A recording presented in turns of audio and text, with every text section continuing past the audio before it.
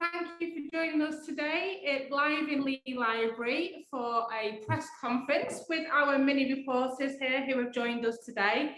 We've got some questions from them for you live, and then we've got some questions that have been submitted to us as well from lots of other mini reporters who are also fans of your work. Excellent. So first of all, it would be best if they introduce themselves and myself too. So my name's Kirsty, otherwise known as Big Boss in the Media Club studio. And here we've got, you can say hello? Munching Max. Munching Max, that's his code name in the newsroom. Okay. And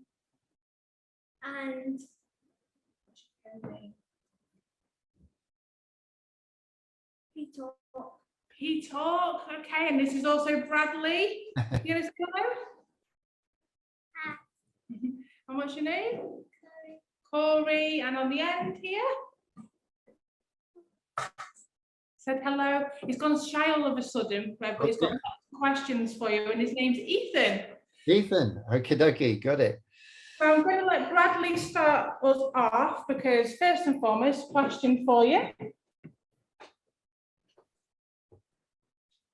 how are you? How are you, Nick? I'm very well, thank you very much for asking. Enjoying the sunshine, although a little bit too hot going out for a walk with my dog this morning, but very well, thank you. Brilliant, thanks, Nick. I'm going to go straight over to Ethan, who's on the end here. Okay, hi Ethan. I am a big fan of your books. What is your favourite book? Can you hear that, or do you want me to repeat it? If you could repeat it, that'd be helpful. Okay, great. So Ethan said, I'm a big fan of your books. Nice. What is your favourite book? Whoa, now do you mean a favourite of my own books, or do you mean my favourite book that maybe other people have written? Maybe other people have. And then your favourite of your own. Okay, right. Well, now I've got lots of favourite books, so to pick one is really hard. But I think if I were to pick one book that made a huge difference to me when I was small, when I was about maybe 10 or 11 years old, I think that book would be Treasure Island. I don't know if you've heard of that book, Treasure Island, but it's a story about pirates and how one young boy went searching for treasure with some other grown-ups, and they didn't realize that the ship they were on was a pirate ship, and that the pirates had a plan to take the treasure that they were hunting for themselves. And it became a very, very exciting story. And that story is the one that made me want to read more books, because I thought, wow, books can take you on adventures, all from the safety of sitting in an armchair. So I think I'm going to say Treasure Island is the answer to that question. Thank you, Ethan. Oh, Ethan says he's read Treasure Island, and maybe that can inspire him too. Wow, that's good. Can you remember the name of the boy then who was mostly telling the story? His name was Jim. Do you remember Jim Hawkins? His name was, and there was a man in that, one of the pirates, famous name for a pirate was Long John Silver. Do you remember him? Yeah. And can you see? Can you see behind me on that perch up there? Can you see that parrot? Can you see it? Well, that's because I went to a fancy dress party, and I went as Long John Silver, so I had a parrot on my shoulder.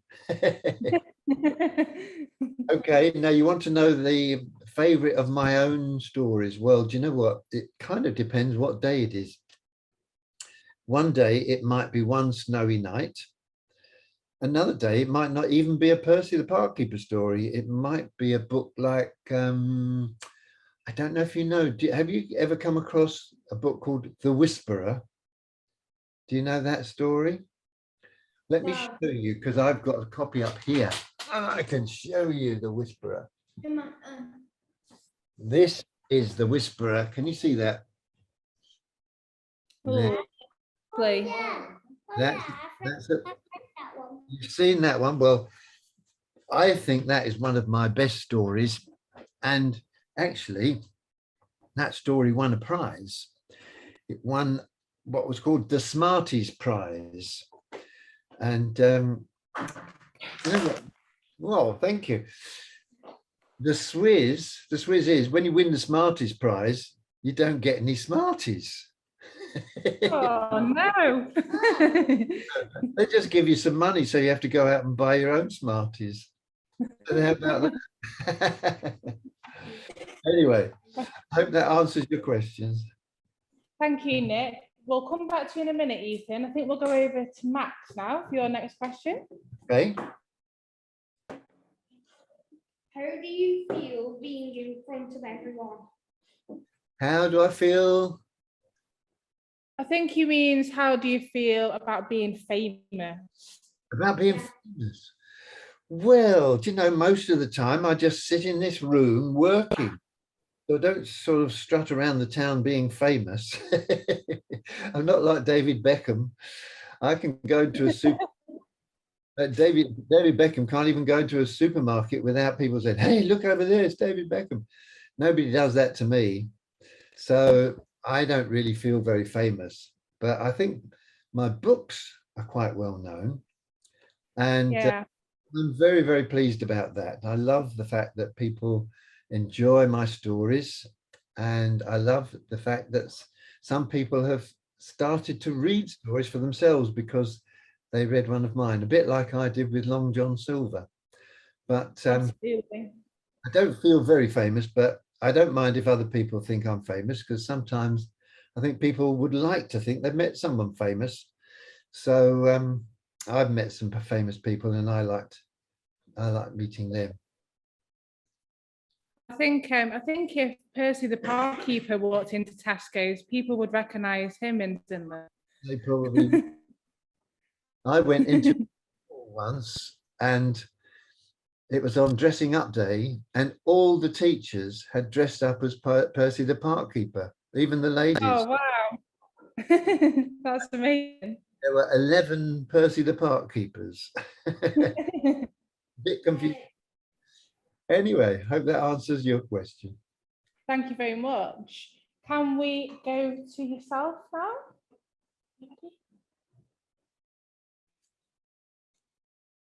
What does it take to become an author? Shall I say again, Nick? Please. What does it take to become an author? Well, now I can give you two parts to that question, because all it takes to become an author is to write a story. So if you have written a story, you are an author.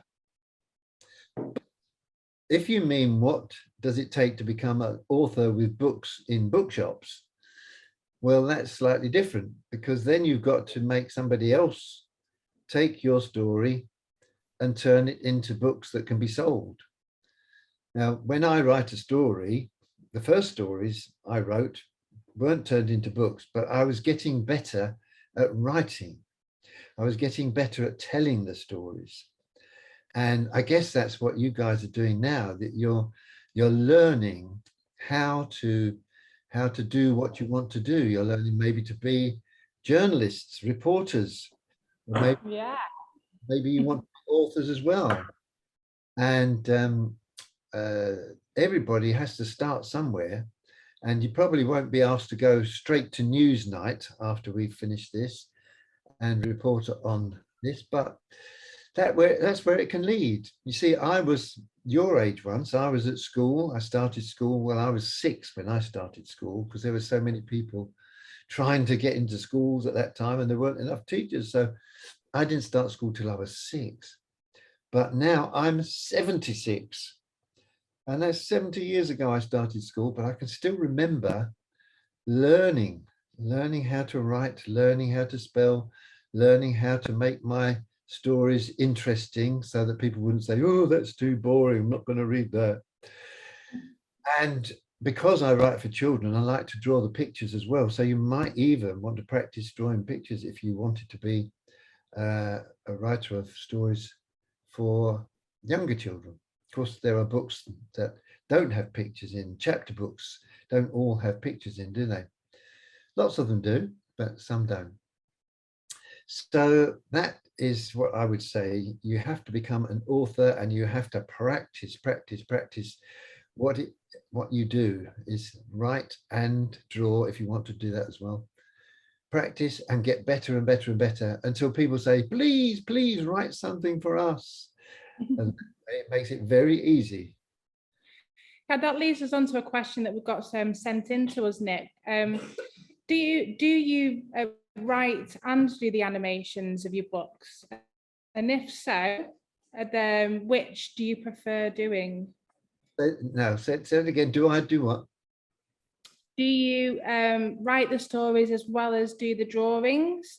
And if so, which do you enjoy doing the most? Right. Okay. Well, I do write the stories, and I do the pictures. Now, I started out drawing the pictures, not for the books. I just started out drawing pictures. I love drawing. I've always loved drawing ever since I was old enough to hold a pencil without scribbling on the wallpaper. So I love drawing pictures, always have done. Now, something's come up here on the screen. I'm going to get rid of it. There we go. I love drawing pictures, but I've always loved stories as well.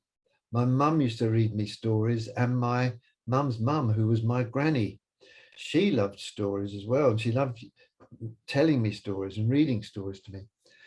But it was only after I left school that I decided I could put the two things together, stories and pictures. Now, the answer to the question, which ones do I like doing best? That's a hard question. Sometimes, if I am writing a story, I'm sometimes tempted to think, oh, this is hard work. I can't get that. Oh, what happens next? Oh, what word? I'm searching for a word. What is it? Oh, I wish I was doing the drawing now. And sometimes when I'm drawing, I'm thinking, oh, what's wrong with that character's foot? Doesn't look right. Oh dear, how do you draw shoelaces? Oh, that horse's back leg looks funny. Oh, I wish I was doing the writing. So when people say to me, which do you like best? I usually say, whichever one I'm not actually doing at the time.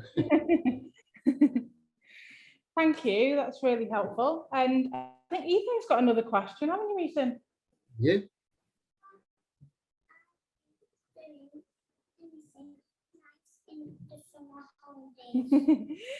Do you want me to repeat that, Nick? Please. So he said, but maybe this is why you can give them a bit of a sneak preview of what's coming up after the summer. But Ethan asked, are you doing anything nice in the summer holidays? Or is there something exciting coming up in September, maybe?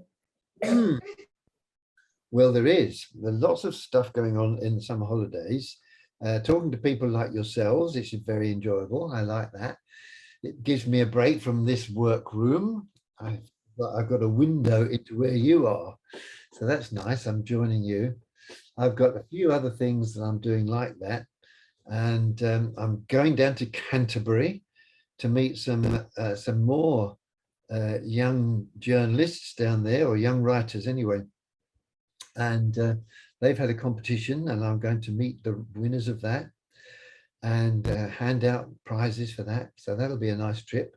We're going to have afternoon tea on the lawn of Canterbury Cathedral. So looking forward to that. I don't know whether the Archbishop of Canterbury will be there, but if he is, I don't suppose he'll be wearing his robes because it's too hot. So we might have Canterbury in his shorts. That'd be fun. But, I'm also going to go on holiday a bit. And you mentioned something exciting happening in September. Well, in September, I've got a new Percy the Park Keeper book coming out. and it's the first new one that's been out in the shops for 3 years. And I can show you that book right now. I'm not really supposed to show you this. It's an exclusive in the press conference today, Nick. Is there a press conference today? Is this exclusive for us? Yes, it's an exclusive. Wow. This is the book. Amazing. A Flying Visit. Flying Visit is a story about Percy the Park Keeper, and especially about his friend, the hedgehog. In fact, would you like me to read the first page? Yes, please. Yeah. Yeah. Well, this is a first. Are you ready? I'm going to show you the picture first. There we go. Can you see the hedgehog? He's having a rest, lying on his back under his favorite tree. And this is how the story starts. It goes, the hedgehog lay on his back beneath a giant conker tree that stood where Percy's park met the world beyond. He gazed up through the tree's bare branches to the birds circling high in the autumn sky. Oh, to be able to fly, he sighed. Wouldn't that be wonderful? His eyes began to close, but his daydream was interrupted by a voice. No, no, no, no, no, no, no. Then thump. The tree shook and conkers thudded to the ground all around the hedgehog. He quickly rolled himself into a ball and didn't dare peep through his fingers until the voice came again.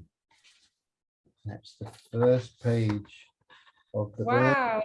Thank you so much for sharing that with us. I can't wait to read the rest of it now. I'm allowed to show you the rest of it, but I hope you enjoyed that bit. That was lovely. Thank you. We have just a couple more questions for you, Nick. So a question that's come in from another mini reporter. How many books have you written in total? Don't know the answer to that exactly, but I think it's somewhere between 60 and 70. Wow. I haven't added them all up because I lose count. Are they with all different characters, or are they all mainly Percy the Park Keeper? There are lots of different characters, and some of the books with my name on the front cover are ones that I've done the story, I've written the story, and I've drawn the pictures. Some of the books are ones that I have only drawn the pictures. Somebody else has written the story. I've done some like that with my old friend Mick Inkpen. Have you heard of Mick Inkpen? He wrote the books about Kipper the dog and the blue balloon. Do you know that story? Oh, Kipper, boys, do you remember Kipper the dog? Yeah. I don't remember it. Writer, and I've illustrated some books with Mick and for Mick. And sometimes I've just written the story and other people have drawn the pictures. But altogether, there are probably about 70 books out there with my name on the front cover, because I either drew the pictures, wrote the story, or both. Amazing achievement. Another question that has come in. Who inspires you and why? Ooh, lots of people inspire me. Sometimes they're nothing to do with books. They're just inspiring people. And there's one man that inspires me. He was a bishop, actually, in South Africa. He was a man called Desmond Tutu. And he was a man who was helping the people of South Africa who were really not having the freedom that they should have had to live their lives as they could have done. They were kept poor. They were stopped having certain sorts of jobs. And worst of all, they weren't even allowed to vote. So they had no say in who the government of that country was. And all these people in South Africa had no say in how that country was run. And Desmond Tutu, along with another man called Nelson Mandela, they helped all those people get to a better place and to have better lives. And I particularly liked that man, Desmond Tutu. And in fact, in this book, The Whisperer, that I mentioned earlier, I put a message at the back of the book. Can you see it there? Right at the back of the book, it says, dedicated to Desmond Tutu. Dedicated to Archbishop Desmond Tutu. I said, a pussycat and a tiger. Hey. He was a man who was full of fun and he was playful like a pussycat, but he was also quite fierce when he was up against people who were doing wrong things. So he was a pussycat and a tiger. Yeah, fantastic description. I got a letter from him saying, thank you so much for putting me in your book. I loved it. So Oh, wow, that's something to treasure, definitely, isn't it? And this is probably our final question for you, and one that's a favourite in the Media Club's newsroom. If you could have a superpower, what would it be and why? ooh, what would it be? A superpower. Well, I know the superpower that I'd like most of all for myself, like a kind of superhero power, like Superman. That's the kind of superpower you mean. I would love to be able to fly. Oh yeah, that's a good choice. Good choice. Love to jump off the ground and go whoa, over the treetops and fly. While I'm up in the sky. Do you know what? When I have dreams, I can fly. And it's when I wake up, when I'm just waking up, I still think I can fly. I seem to think it's not that hard to fly. You just kind of, you sort of go, and you go. And the trouble is, you don't actually do it when you're awake, do you? But I'd love to. That's what dreams are for, aren't they? So how about that for a superpower? That's a very good choice. Very good choice. Can I just say a big thank you on behalf of our mini reporters, boys? Can we give Nick a big round of applause?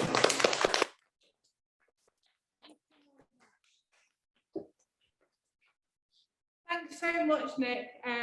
Some really great answers to the questions that they put together for you there, and it really means a lot for you to be able to join us and help build their confidence in asking these questions. So we really appreciate it. Been really good to be with you guys, and hope it's been useful for you. Bye-bye now. Good luck with the new book. Thank you very much. Bye. Bye. Bye. Oh.